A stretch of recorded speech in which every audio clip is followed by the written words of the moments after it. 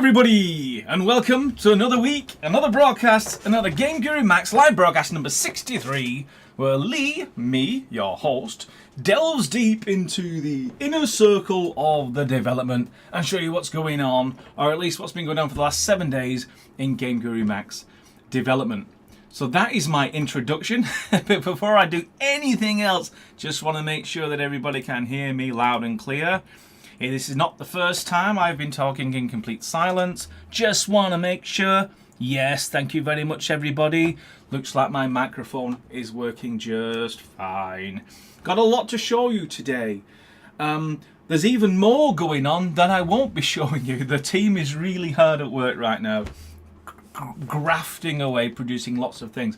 But these are the things that I can show you right now today. Probably a few more things will be in the Friday build.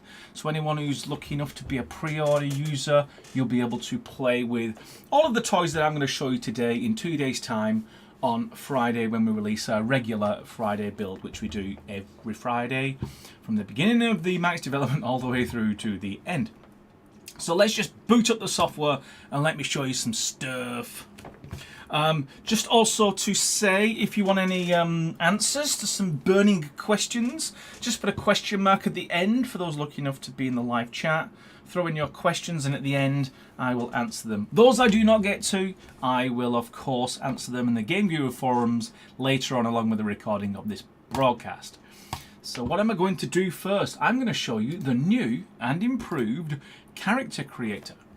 It's not a radical redesign, but it is certainly a lot nicer.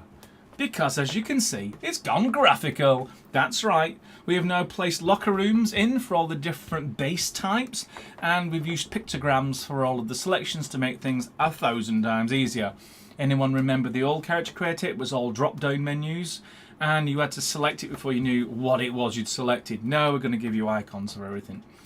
So as you can see, the male base character's got his locker room. If you go to, say, the zombie male, even the zombie has his locker room. As you can see, it's a little bit more run down than the male one, and of course the female. The female gets a locker room as well, which is certainly a lot cleaner. We might add a few more items into this one. It looks far too clean for any human. So as you can see, it's pretty straightforward. I think you're going to get it like quite intuitively. So you can scroll through all the different options. So I can choose the head. Then you go to this category, so you can choose her. So you got all the different her now represented as graphical icons. So you don't need to select it. You can just see it straight from the icon. No facial hair for women. We got a hat. Let's see if we can find a nice little woolly hat, little tea cozy. Some nice glasses. What have we got here? Lots of bodies. I'm going to pick this last one, which is what is it? Tattoos. Cool. And then some pants. So let's go for the last one as well.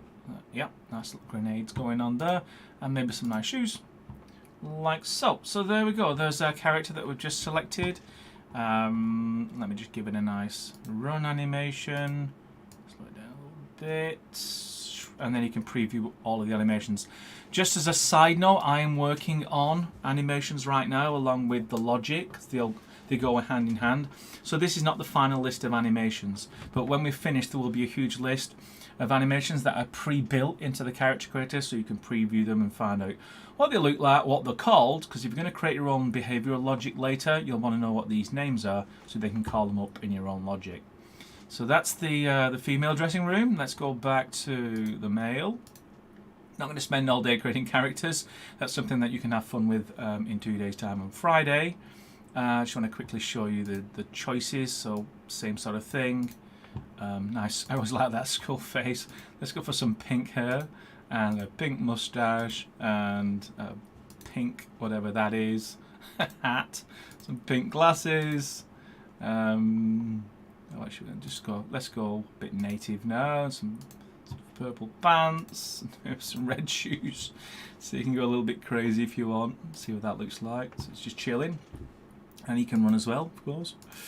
So yeah, that's the character creator. We've got a few more thumbnails just to drop in. Hopefully we'll get them done before Friday. And we are going to add a few extra selections here and there just to equalise up the base meshes.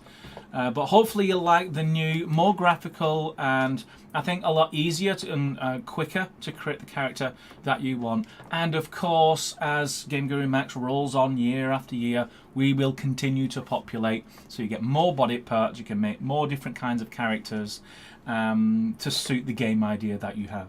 So that's the new character creator refresh. Hope you like it. Want to go on to the stuff that I've been working on. That was a part of the team was working on that, so thanks very much for that. But this is the bit I want to show you. It's the bit I've been working on, which is animations and smooth movement and all this kind of stuff. So we've got lots of new animations. You'll not see them today, but I'm hoping to get a lot of them in by Friday so you can see what's going on. So what I'm going to show you here, there might have been nothing new, but it's certainly taken me many hours, I think 15 hours so far, is smooth animation and movement. So if I just keep the camera still for a sec, you see how you've got good foot planting, you've got good smooth animations, there's no jerkiness. Look at the movement as well. You see how the movement doesn't jerk backwards or forwards or left or right. It is effectively as close as to smooth as I probably have time to work on right now. I've still got some more things to do. I'm really happy with, say, playing a animation loop. That all connects up very nicely, even with the movement data. Some clever stuff about inertia going in there, so it smooths out any rough data that might be inside the animation data. But I've got other things that I want to do as well, such as transitions from static play once to loops, from loops to statics, from statics to statics. All these kind of transitions I also want to get stuck into, so we have a complete system. A good example would be the current weapon system, which uses basically static to static with 25% interpolations, and I want all that to be smooth as well. So by the end of it, we're going to have some very smooth animation and movement for GameGuru MAX. And also, just as mentioned, that why is this character looking slightly better than the one from last Wednesday? We've kind of figured out that there's some environmental map issue from last week's build. We're going to be looking to fix that, hopefully get that into Friday's build. So when you drop in a character, no matter whether it's on a landscape or on a flat grey floor or in a building, the lighting is correct for objects and characters, etc. So keep an eye out for that, and maybe I will, if I remember or someone reminds me, to push it into next Wednesday's broadcast so I can show you exactly what I'm talking about. So I'm still working on this, lots more, but now I'm happy with generally the loop animations. I can get and add a lot more animations to the soldier combat character and the logic, so I can have him running around. It hasn't changed much because I have been working on the animation. So if I show you very foggy, which is something that was reported, one of the reasons that Max screenshots aren't looking as good as they used to is fog got disabled. Well, we've put it back and made it even better. So this guy's going to just try and shoot me. You probably recognize it from last Wednesday's. So we're going to spin around and do this, and then I'm just going to keep him quiet for a bit. He's not falling over yet, that was deliberate. But the thing I wanted to show you is weather. Because you see this fog control, it's actually handled with these three. You've got fog range, so you can see you can bring the fog range as a depth and then backwards and forwards. Fog opacity, so you get rid of it, and that relies on the atmospheric haze fog. I'll show what that is later. And then you've got the colour of the fog itself. Whatever the colour you want, you can set that. But fog opacity is what controls that sweet spot for your fog, and there's many elements and extra lighting going on. So these are your three controls in order to control the fog. But the bottom line is, if you wanted that big graveyard, really dark but very foggy, well, you can now do that with the improved fog system. And just to show you what I was talking about before, about there's two kinds of fog system. There's something called atmospheric scattering. So if I select a mountain scene, such as this, and I'll just switch off this for a second. So I'm looking at, just looking off into the distance. This isn't that fog opacity that I was just showing you. This is actually cleverer atmospheric haze and scattering fog, which is based on what the sky's doing and what other elements within the scene is doing. So if I change the sky box, you'll see that all of those distant fogs, you could call it, are changing in response to, you know, more than just a fog colour. It's actually taking it from the sky and other things like that.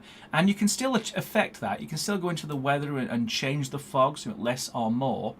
But we've already set it, so it's a nice sweet spot, as natural as we can get it. So you just have to select the terrain you like, and then the fog's taken care of in terms of atmospheric scattering.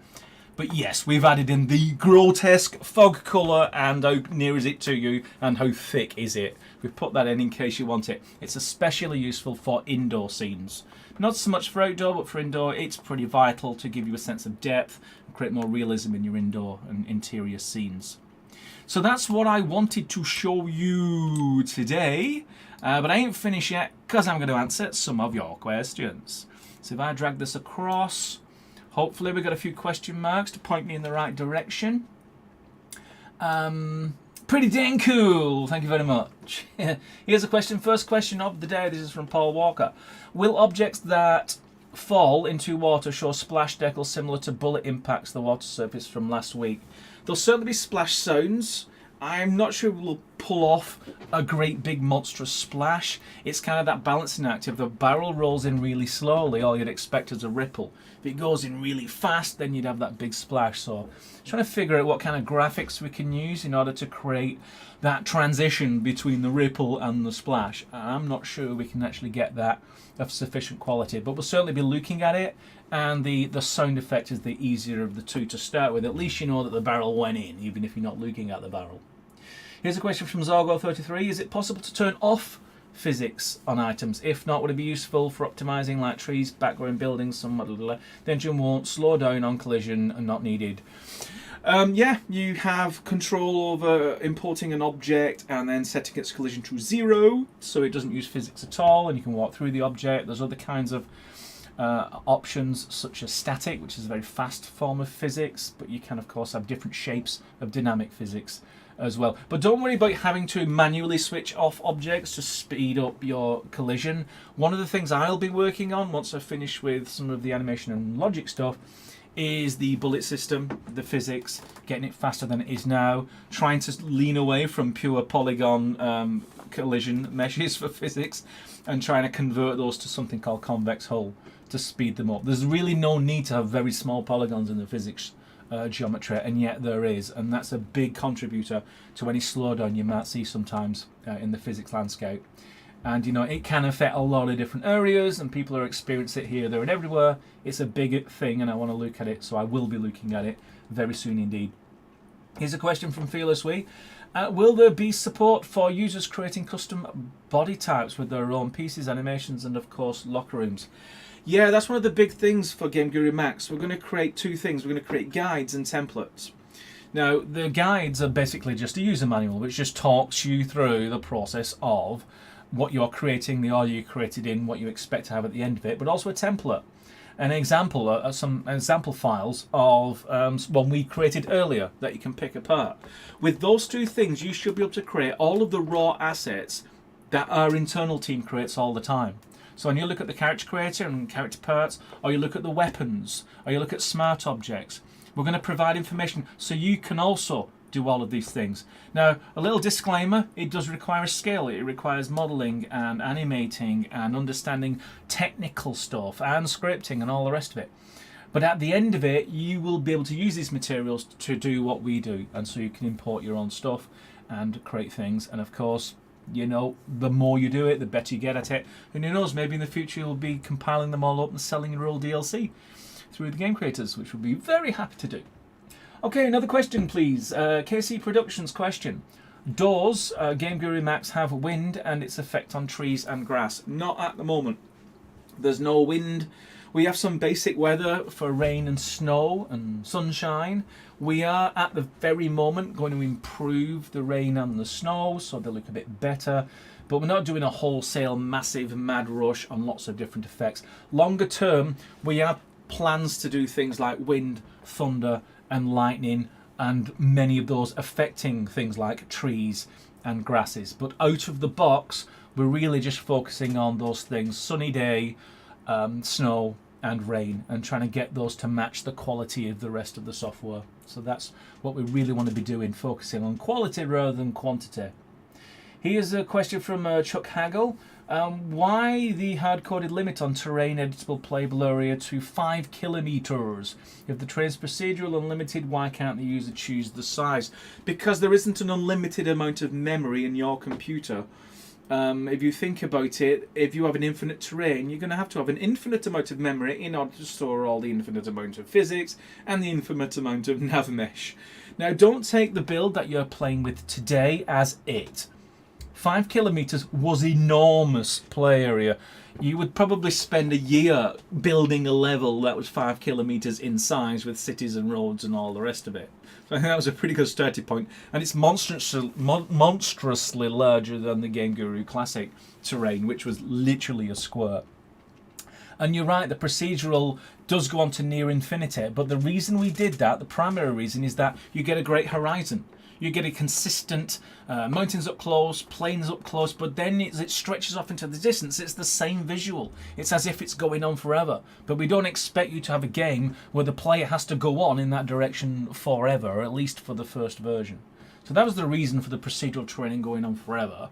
But as I said, that's not to say that at some point we're going to create some improvements. The stuff we've got now, it's pretty finite.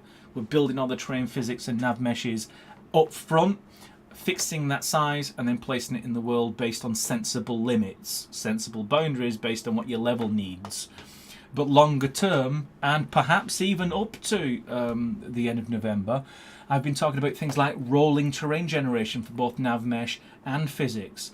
So as you get closer to the next chunk of landscape, it's already generated the next chunk of physics, it's already loaded in the next chunk of nav mesh, etc. So don't despair. I do have a mission to sort of let people wander aimlessly for mile after mile after mile. But we also have a very strong focus on making sure that what's really important is, yes, make it look good, but we also need to play good. Great gameplay, great performance. You don't need to go on for miles in order to perfect those things, and we want to make sure that those are right for GameGuru MAX first and foremost. So just checking out the clock, I have just gone over my 15-minute virtual allocation of time by 2 minutes, which is fine, and it's pretty good for me. Sometimes I look down the clock and 21 minutes has gone by. So as is my ritual, I'm going to pick 2 questions from people who've not asked a question before, and then the rest I will answer in the GameGuru forums later on. I hope that's all right. So looking for a new person, Zorgo33, I think you asked one about physics. Okay, here's SS. GameGuru MAX is using X-Files, question mark. No. No, we got rid of X-Files. I think X-Files had their time. You'll find all of the model files in GameGuru MAX now using a proprietary DBO format. So even if you import a model from the outside world, GameGuru MAX will convert it into DBO, which for us, it's a very nice format that loads in super quickly. We can still import X-Files. We'll find an X-File, we'll convert it for you and drop it into Max. But there's no native X-Files floating around the Mac software. We got rid of them for a variety of reasons, not least of which is a format hardly anybody uses anymore in the real world. So yeah, we have finally, with Max, got rid of X-Files for the most part. Super Confident Man has a question. Is the visual logic system only for AI? Not at all. No, I mean, AI is the biggest challenge of them. So if I can get a visual logic system to be able to let anyone craft basic artificial intelligence for their games with the same toolkit, you could create practically another kind of logic. Perfect examples: a key that opens a door, or a switch that operates or activates the lift. Things like that are significantly easier to create than a full AI system. And for the most of the people out there, you'll never have to create an AI system. That's what I'm doing right now. I'm creating the AI system for you. So all you're going to do is drop in a character, select a particular behavior, play around with some sliders, press a button, and voila, your game is up and running and obeying some basic instructions that you have pre-selected. But yes, of course, you can go in, you can create your own AI, improve the AI that I've started you off with. But most likely, the visual logic system is just about connecting different kinds of objects together and setting basic behaviors. And a little deeper in the behavior editor, it's about chaining together simple sequences of instructions. So play this, wait, the play that sound, go back earlier, make a decision, randomize a number, do this if it's 1, do this if it's 2, stuff like that. And you can imagine that's not just AI, that's anything that requires logic. Very comprehensive answer to a very short question, but thanks for a question. It was a good question. And as I promised, all the rest of the questions will be answered in the forums later on. So that's it from me. I don't want to witter on too much. I think 20 minutes is probably enough, Lee, for 1 week. As I've said earlier, I will be posting the final build on Friday, which is everything you see today, plus a few extra things. And I will continue my diatribe next Wednesday at 4 p.m.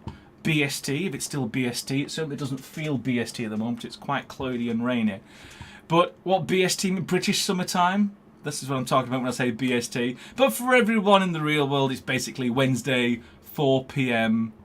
Next week. So I hope you join me. And for right now, I hope you've enjoyed this broadcast.